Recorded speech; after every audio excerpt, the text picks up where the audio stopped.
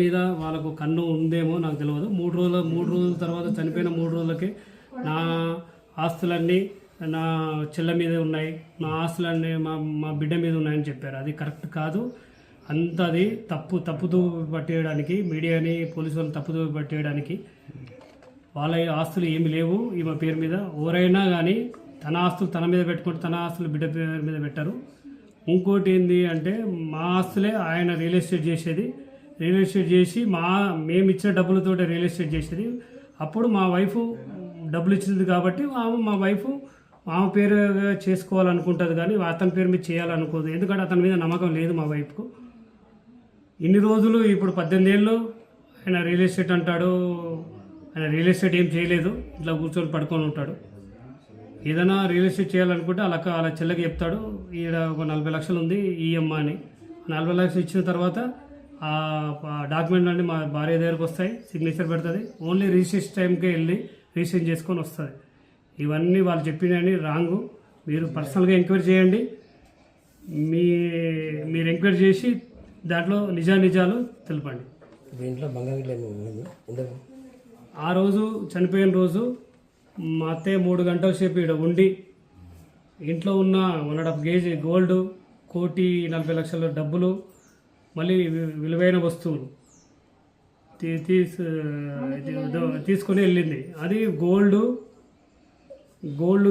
గిట్ట వాళ్ళ ఫ్రెండ్ కూతురు రేఖతోటి పంపించింది.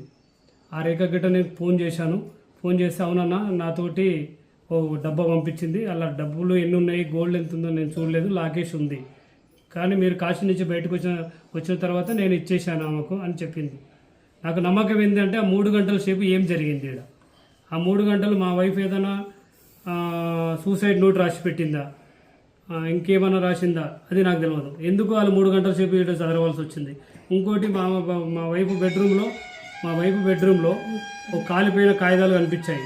ఎవరు దాన్ని కాల్చారు, దీని హిస్టరీ వెనుక ఎవరున్నారు? మా అత్త, మా బొమ్మర్ది వాళ్ళ వైఫ్ వాళ్ళేనా, ఇంకెవరన్నా బయట వాళ్ళ వ్యక్తులు ఉన్నారా, అది తెలుసుకోవాలని ఉంది. ఖచ్చితంగా వాళ్ళ చావు కారణం ఎవరైనా కానీ కఠినంగా శిక్షించండి, కఠిన న్యాయం చేయండి. నాకు మీడియా మిత్రులకు ఒకటే కోరుకుంటున్నాను, నా భార్య నా పిల్లలు చనిపోవడానికి కారణం ఎవరు తెలుసుకోవడానికి ప్రయత్నిస్తున్నాను. మీరందరూ సహకరించండి. మేడిపల్లి పిఎస్లో నేను కంప్లైంట్ చేశాను. మా అత్తయ్య పుష్పలత, మా బొమ్మర్ది చిరంజీవి, మా బొమ్మర్ది పిల్లం భార్య లక్ష్మి, ఈ ముగ్గురు మీద మేడిపల్లి పిఎస్లో కంప్లైంట్ చేశాను. అది సిఐ గారు దీని గురించి 2 డేస్లో నేను విచారించి చెప్తానన్నారు.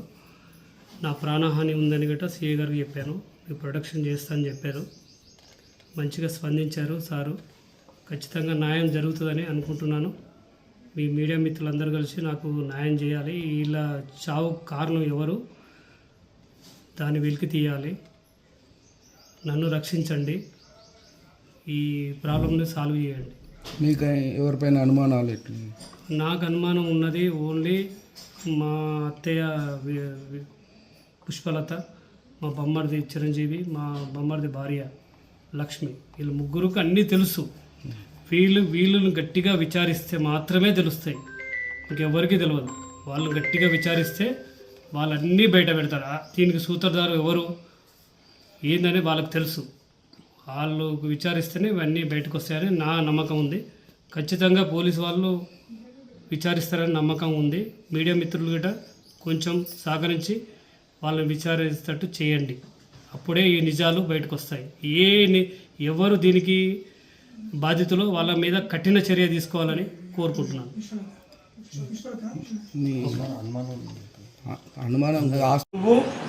నువ్వు చనిపోతే ఎవరికి ఆస్తి అని అడిగారు. అప్పటి నుంచే నాకు డౌట్ స్టార్ట్ అయింది. నేను చనిపోవడానికి వాళ్ళకెందుకు అంటే దీని ఇంకా నా పిల్లలు చనిపోవడానికి, నా భార్య చనిపోవడానికి కారణం ఎవరు? వీళ్ళే ఉండొచ్చు. ఎందుకంటే నా మీదనే ఇంత ప్రెషర్ పెట్టారు. నా భార్య పిల్లల మీద ప్రెషర్ పెడతారు కదా, అందుకోసం నేను గట్టిగా కోరుకునేది ఒకటే మీడియా మిత్రులందరికీ, దీన్ని వెలికి తీయండి, నాకు సహకరించండి. ఎందుకు ఏ రాజకీయ నాయకుడు ఏ వ్యక్తి నాతోటి పరిచయాలు లేరు. నాకు మొత్తం డబ్బు అంతా తీసుకెళ్ళిపోయారు. నా దగ్గర డబ్బు గిట్ట లేదు. వాళ్ళు డబ్బుతోటి అందరినీ మేనేజ్ చేస్తున్నారు. ఆ నా డబ్బు తీసుకొని నా మీదనే పోటీగా మేనేజ్ చేస్తున్నారు. ఆస్తి గురించి కూడా ప్రెజర్ చేస్తున్నారు. సెటిల్మెంట్ అంటే అదే కదండి. మీరు సెటిల్మెంట్ చేసుకోండి అంటే నాకు ఇది ఇవ్వండి, ఇది తీసుకోండి. మీ ఆస్తి వాళ్ళ మీద ఎందుకు చేస్తారు? అదే నాకు తెలియక నేను అడిగాను. సెటిల్మెంట్ అంటే ఏంది, సెటిల్మెంట్ మీనింగ్ ఏంది నాకు తెలియక అడిగాను. నేను ఎవరి దగ్గర డబ్బులు తీసుకోలేదు, నేను ఎవరికి ఇవ్వలేదు. నీ ఆస్తి నా దగ్గర లేదు, నా ఆస్తి మీ దగ్గర డాక్యుమెంట్లు అన్నీ ఉన్నాయి. నా డాక్యుమెంట్ నాకు ఇవ్వడానికి మీకు సెటిల్మెంట్ ఎందుకు చేయాలి? ఓకే.